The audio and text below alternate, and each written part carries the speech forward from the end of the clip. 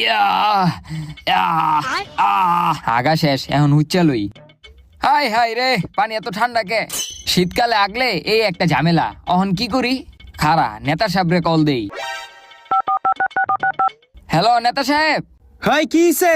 এই যে আমি জঙ্গলে আগ দিয়েছিলাম, আমার আগা শেষ। তো পরিষ্কার করে আয় পর।